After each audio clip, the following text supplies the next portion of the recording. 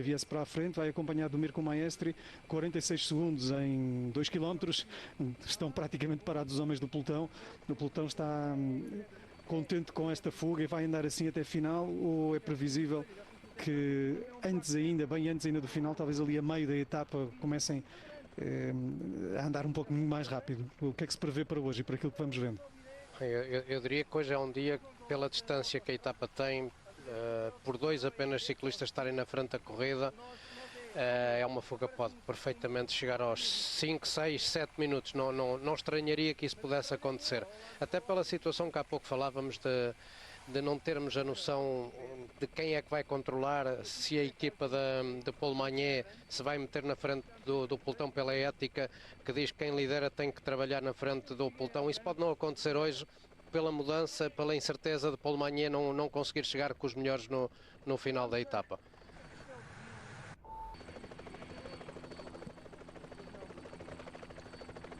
Vamos seguindo com a etapa 2 da Volta à Itália, a etapa ainda na Bulgária.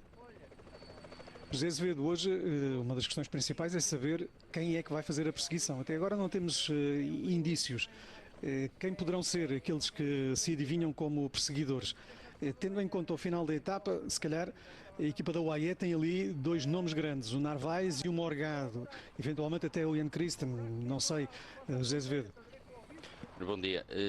A verdade é que é uma etapa longa, com uma primeira parte muito plana e toda a dificuldade concentrada na segunda metade. Ontem ganhou um sprinter e essa equipa, a Soudal, neste momento não tem nenhum corredor para a geral, daí que não sejam eles a querer assumir a responsabilidade da corrida, porque sabem que em princípio no final do dia não irão perder a liderança. E depois vem a guerra das outras equipas, quem é que vai assumir. Há muitos interessados em ganhar a etapa, há muitos com essas ambições, mas quem será aquele que se dispõe a assumir já as suas pretensões e a pegar numa corrida que tem mais de 100 km planos nesta fase inicial? E é um dia muito longo, provoca muito desgaste. E depois tudo irá também ser condicionado por aquilo que será a ideia de Jonas Vingegaard. Eu acho que se ele correr para ganhar a etapa, para atacar na última subida, iremos ter um tipo de corredores no final, um grupo muito restrito. Se for uma equipa a assumir a ritmo, será um grupo maior. Fairly easy to be in the peloton yesterday. Do you know how many watts average you did? Yeah, I know. I had 160 watts average, so that's even less than I have on a rest day. So I guess you could say that it was 3.5 hours of rest day. The Giro starting today. I can reveal to you that your national coach Michael Mørkøv and my colleague Jens Vogt, they've picked you as the stage winner today. What do you think about that? Well, I mean that's an honor for me. Obviously I'm happy that they believe in me, but yeah, we have to see how the race unfolds.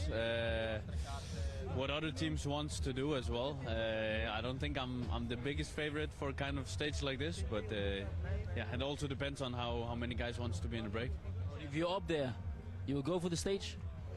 Yeah, I mean, of course. I mean, if you have the chance, you're gonna take the chance. It's not like that. So we'll see how the race unfolds, whether it's for the stage or not.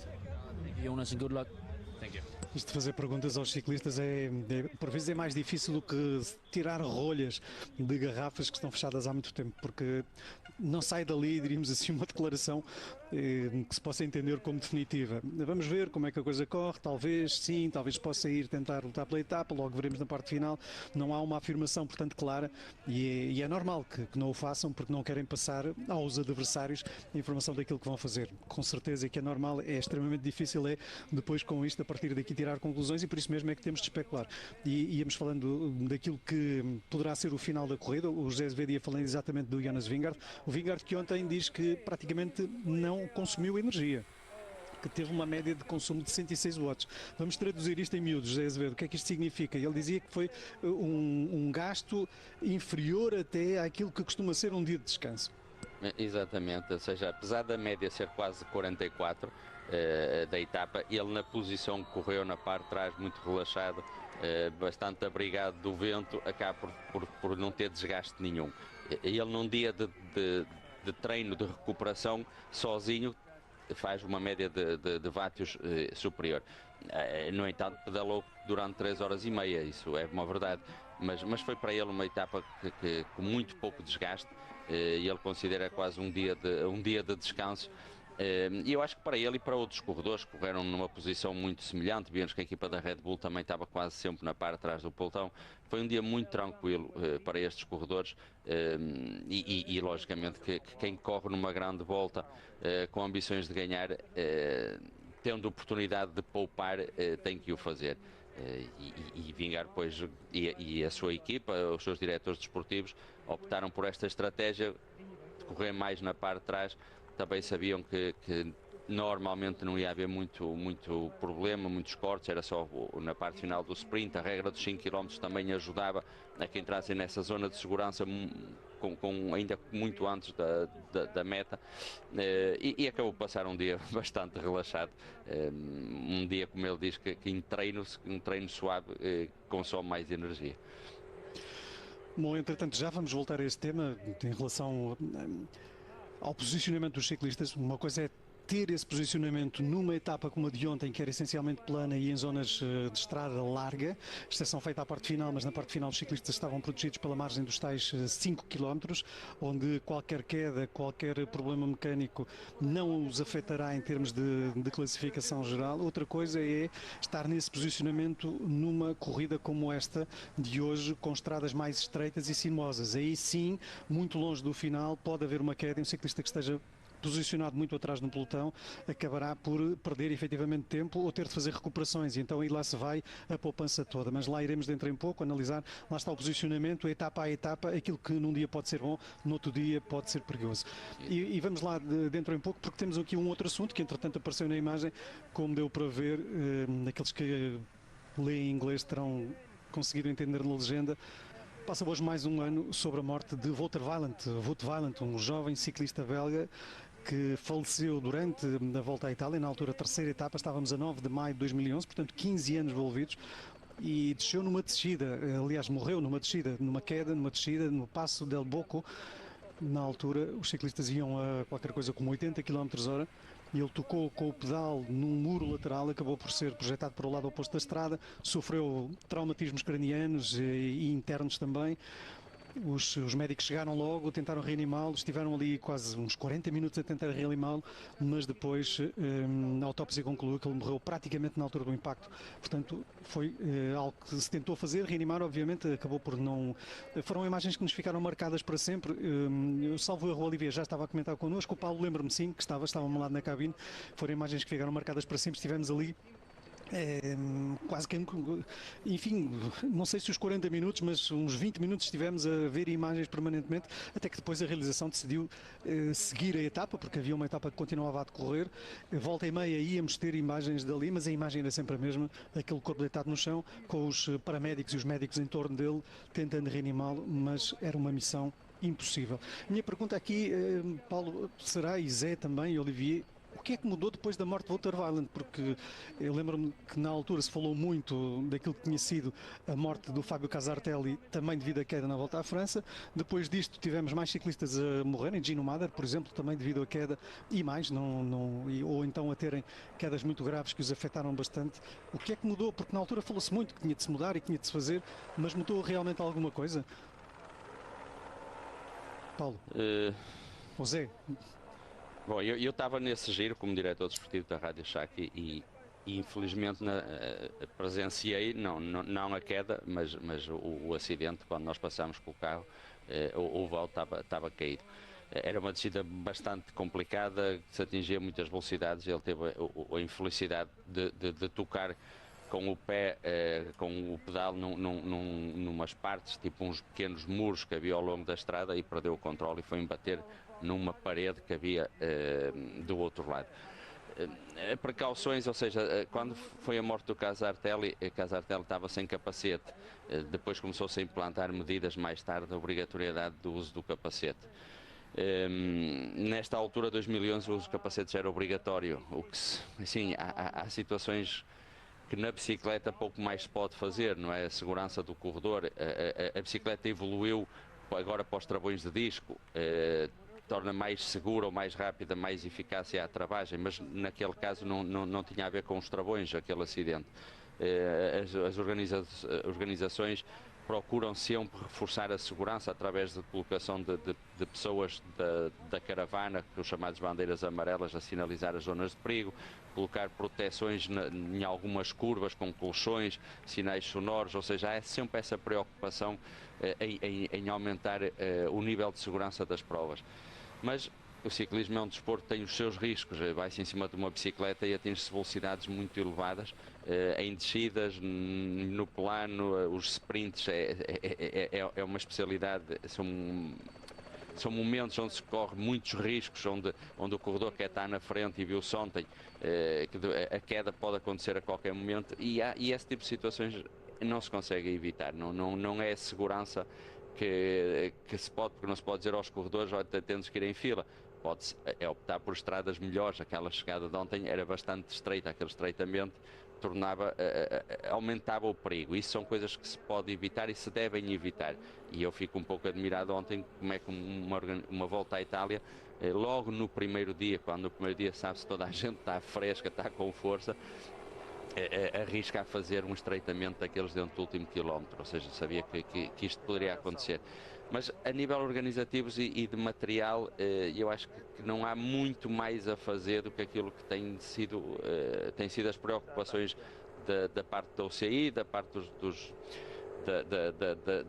fornecedores de material de ciclismo, não só das bicicletas, os capacetes cada vez são mais seguros, são mais testados, têm sistemas novos agora ao MIPS, ou seja, há uma série de evolução neste material. Eu acho que o que tem que se fazer, e é a única coisa que ainda depende, é na escolha dos percursos, que muitas vezes evitar algumas zonas mais perigosas. Mas as descidas têm que se fazer sempre, porque para haver subidas, a seguir tem que haver descidas. Por outro lado, Paulo, aqui e ali temos tido também alguns dias em que as descidas são neutralizadas. Já aconteceu, nomeadamente na volta à Itália, até houve um dia em que houve uma grande confusão, não se sabia, lembro-me na altura da vitória de Nairo Quintana, não se sabia se a descida estava neutralizada, se não estava. Exatamente, e nesse ano o Nairo Quintana acabou por escapar-se a toda a gente. Toda a gente cá atrás pensava que a corrida estava neutralizada. Ele acabou por se escapar ao grupo e nesse dia vestiu-se de camisola rosa e nunca mais a despiu. E nesse dia era Rigoberto Urán que estava, outro dos colombianos que estava de camisola rosa. Mas são circunstâncias diferentes, porque nesse dia chovia, estava muito frio. Depois deste incidente que estamos aqui a falar do ciclista da Sodal que faleceu há uns anos atrás e que é lembrado hoje, mas desde então das coisas que eu acho que deviam ter sido mudadas e não foram, e muitas vezes já aconteceram, é continuar a haver descidas muito próximas das chegadas que temos pela frente. E isso acaba por originar sempre aquele perigo iminente de quedas que podem acontecer a qualquer altura, e a volta à Itália pelo menos faz sempre lembrar todos os anos que o dorsal 108 utilizado por este ciclista nunca mais será usado por ninguém. Hoje vamos ter mais uma vez uma descida pouco antes do final.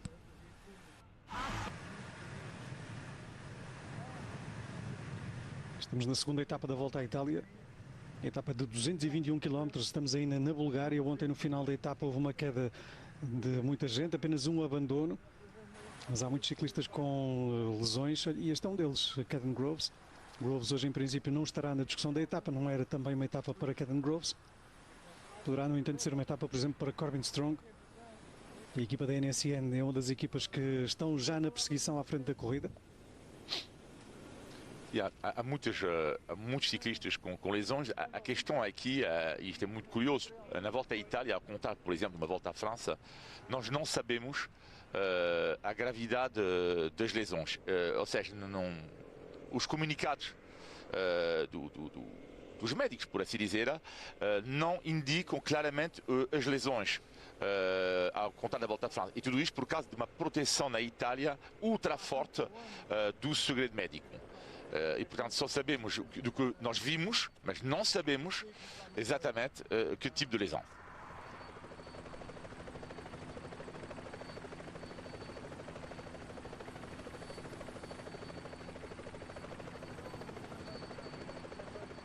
Juan Garate estaba esperando muchos minutos afuera porque había una reunión muy larga en el bus. ¿Hoy es un gran día o qué? Bueno, son días especiales, sobre todo porque se espera lluvia hoy y la lluvia puede hacer que la estrategia cambie de los equipos. Estoy recordando ahora la Vuelta a España hace unos años cuando llegábamos a Barcelona y que al final hubo mucho peligro con unas caídas rotondas y demás, y al final una escapada que nosotros conseguimos acabar de líderes ese día, ¿no? Bueno, no prevé un escenario tan dramático, pero sí que creo que puede ser un día con muchas dudas. Hay un puerto en el final complicado de 3,8 kilómetros con pendientes altas. Después tenemos una zona técnica con pavé, con una subida estrecha un poquito en pavé al final también.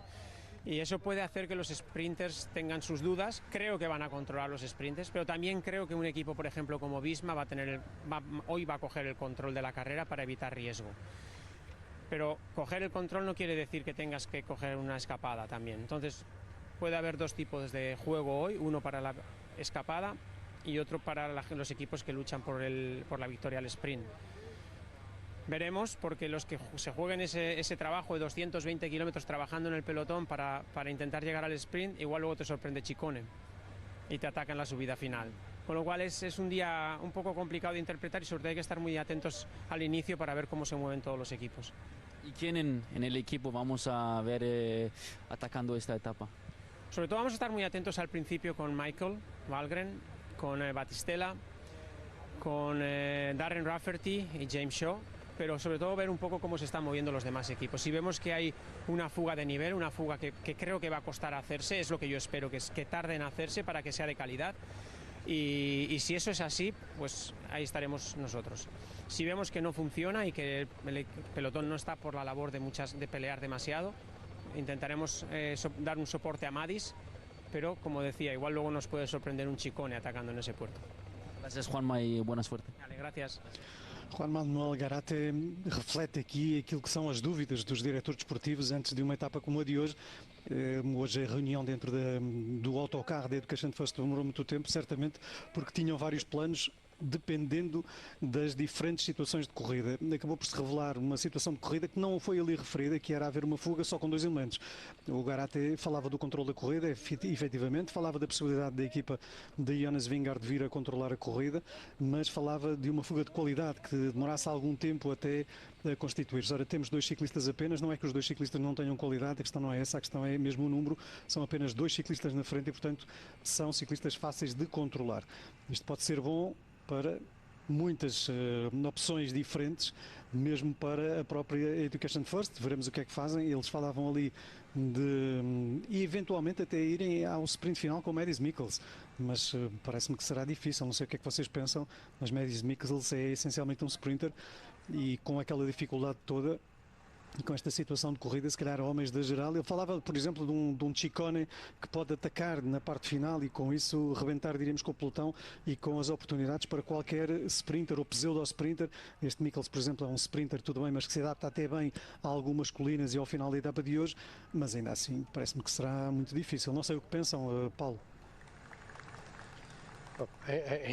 Em primeira mão pensava que a fuga realmente iria ter também mais gente do que apenas dois ciclistas e ainda para mais da mesma equipa. São tão poucas as oportunidades que algumas equipas aqui estão na volta à Itália com o pensamento de vencer uma etapa e hoje era uma boa oportunidade para o fazerem, tendo em conta as incertezas de quem aqui ia controlar atrás. Se a Soudal ia controlar, acreditando em que Paul Magnier poderia passar essas dificuldades finais, e se não houvesse a Soudal, quem é que iria trabalhar, e com isso eu acho que as equipas que não estão a pensar na geral, que não têm um sprinter válido para ganhar uma chegada a sprintar, hoje era daqueles dias em que deveriam ter apostado para estar na frente da corrida, porque nunca saberíamos se a fuga pudesse ou não ter o sucesso, porque não estamos na cabeça de cada um dos diretores das equipas para saber o que é que eles têm como tática para esta jornada. E estão a desperdiçar uma boa oportunidade, porque se tivessem aqui 6 ou 7 ciclistas, obviamente iriam abrigar um esforço suplementar lá atrás e não era apenas uma equipa que teria que controlar, teria que haver mais, mas nós já não vamos saber o que é que poderia acontecer, porque já deu para perceber que são apenas dois aqueles que vão estar escapados durante grande parte da etapa de hoje, e lá atrás já começa a haver interesses da Janesian, do Corby Strong, penso que é uma das equipas que à partida tinha já essa ambição e e demorou alguns quilómetros, não muitos, mas os suficientes para percebermos que claramente a equipa tem aqui um objetivo de Corby Strong. Não acredito que Ethan Vernon consiga passar aquela subida final depois do bom lugar que fez ontem, e portanto a aposta é em Corby Strong, mas haverá outras equipas que mais cedo ou mais tarde acredito que também possam dar uma ajuda. Em relação àquilo que dizia o diretor da equipa da F Education, da possibilidade de chover, pode abrir aqui também uma boa hipótese para alguns sprinters conseguirem passar a subida, isto é, os homens da geral não atacarem aquela subida final já perto da meta, devido à estrada molhada que vai existir logo de seguida em direção à chegada, e isso pode fazer com que a subida seja feita num ritmo mais tranquilo e alguns dos sprinters possam sobreviver e conseguir sprintar no final. Portanto, a tal descida que está ali a qualquer coisa como 10, 15 km do final da etapa poderá acabar por fazer com que haja um efeito de retraimento nos ciclistas da geral, não atacando e permitindo então que mais ciclistas estejam na discussão da corrida. Ainda assim, nós vemos aqui a equipa de Jonas Vingegaard na frente da corrida. Vingegaard coloca 2 ciclistas na frente atrás da NSN. NSN, lá está, tem gato e tem cão, mas acho que hoje quem tem cão não caça com gato, e portanto será mesmo para o Corbin Strong, que se adapta muito bem a este final de corrida, mais do que o Ethan Vernon.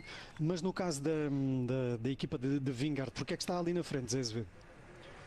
Eu acho que primeiro porque pelo terreno, pelo percurso, a segunda metade é bastante sinuosa, com sobe e desce, e vamos deixar de estar em estradas tão largas.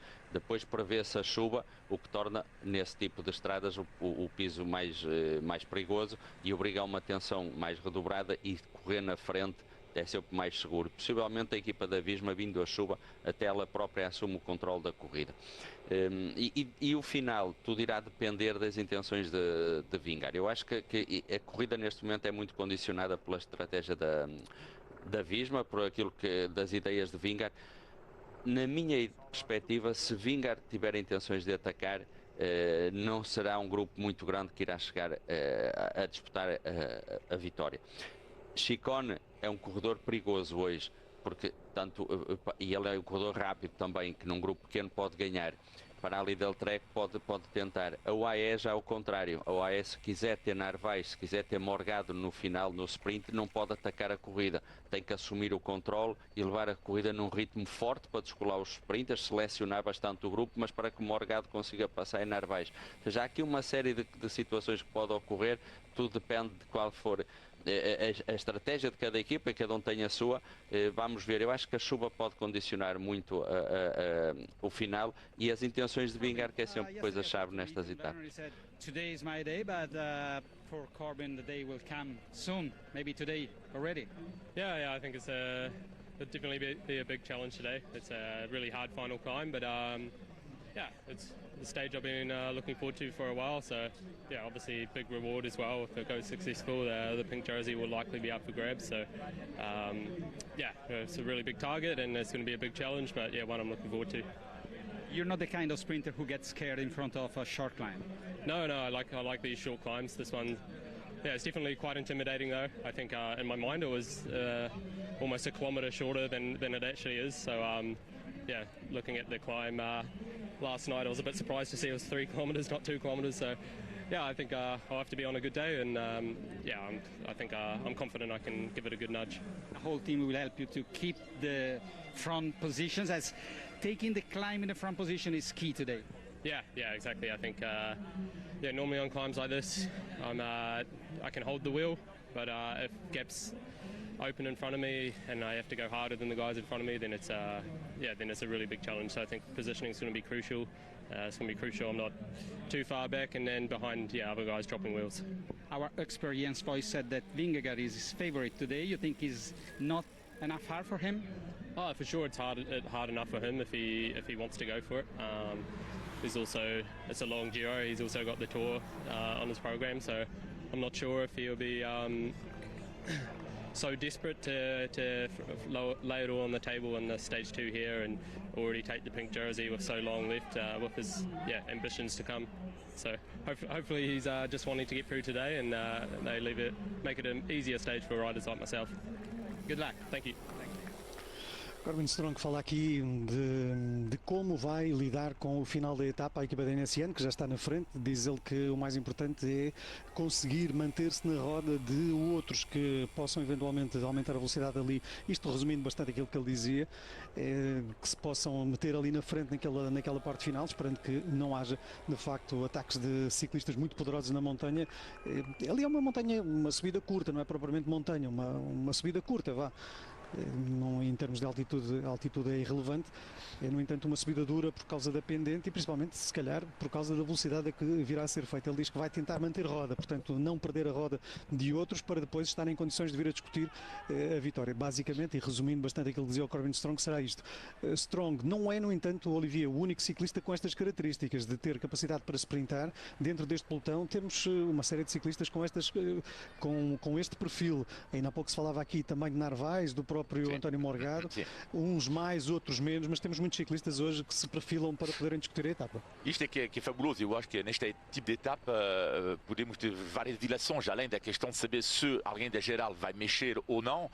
Depois temos de facto vários ciclistas com este perfil que podem brilhar, Morgado, Narvaez, sei lá, Van Damme, Scaroni, Bettiol, Ulissi. E depois eu acho que há Strong, falávamos há pouco, Van Aert, Christen, quem sabe. Agora, também eu acho que hoje vamos ter uma indicação que é uma pequena indicação sobre a questão da camisola dos pontos, porque se o ritmo for elevado, eu acho que quase todos os sprinters vão ficar de fora da luta final. Mas vamos ver se há um sprinter, ou pelo menos um candidato à camisola dos pontos, que aguente o ritmo. E eu acho que se estes ciclistas, vamos imaginar, sei lá, Magnier ou Andressen, Milan eu acho que Groenewegen está fora de questão. Mas se por acaso Magnier ou Andressen conseguirem aguentar até o fim, então neste caso já poderíamos dizer que eles são fortíssimos favoritos à camisola dos pontos e vai ser interessante, na minha opinião, dos candidatos à camisola dos pontos, ver quem é o último que aguenta hoje, o último a ceder, porque de facto para mim será um grande candidato à camisola. Vocês consideram que Magnier, Paulo e Zé, é um ciclista capaz de passar ali aquelas dificuldades finais com um ritmo muito elevado, se os homens da geral puserem ali um ritmo elevado? Há pouco falava-se, por exemplo, dizia a certa altura o Juan Manuel Garate, poderá haver um ataque de um Ciccone. Bem, se há um ataque de um Ciccone, não sei se quer o Anderson, quer o Magnier aguentam, mas se não houver, de facto é algo que é possível acontecer, particularmente talvez até o Tobias Lund Anderson mais do que o Magnier, não sei o que pensam. Entre os dois, o Tobias Anderson é aquele que parece-me que está mais à vontade neste tipo de subidas, isto falando de poderem ultrapassar a montanha. Em relação ao Paul Magnier, é um ciclista que tem algumas dificuldades, não é daqueles sprinters que têm alergias a subidas com 3 km, como é o caso, mas se o ritmo for bastante elevado, pode ficar pelo caminho, e já vimos isso acontecer em outras ocasiões. Portanto é um ciclista que certamente hoje está a viver um momento único, que é andar de camisola rosa, e isso também lhe pode dar o estímulo de tentar sofrer ao máximo e chegar com os melhores novamente no dia. Eu acho que ele quis dizer que a palavra Velico parece uma palavra portuguesa.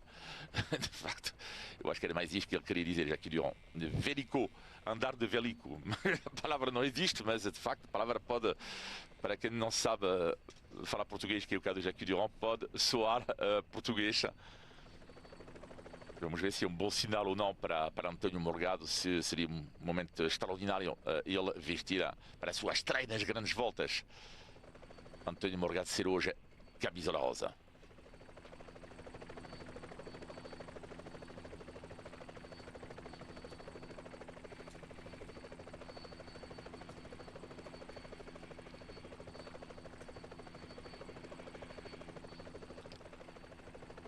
O Olivier entrou e saiu do intervalo, foi por aí fora.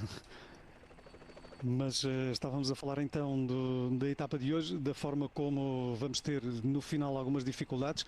Chegada a Velico-Tarnovo, eu acho que colocando as coisas com esta fonética francesa, Velico-Tarnovo, Morgado, o O acaba por se estender de Tarnovo a Morgado. Eu acho que era mais por aí que Jacques Durand falava do rimar com Morgado, mas é uma boa análise. Não é que seja uma questão de rimar ou não, pode rimar com muitos mais. Não rima com Narvaez, mas pode acabar por ser na Reyes, pode acabar por ser muita gente, não é? Não sei, eu acho que este final de etapa adapta-se, lá está, a muitos ciclistas, mas a possibilidade de virmos a ter, Paulo Martins, de virmos a ter António Morgado a liderar a Volta à Itália é uma possibilidade bem real. Aqueles 2 segundinhos ontem que foram recolhidos pelo António Morgado podem ter aqui 2 leituras. Uma delas era feita pelo diretor da equipa, o diretor-geral, que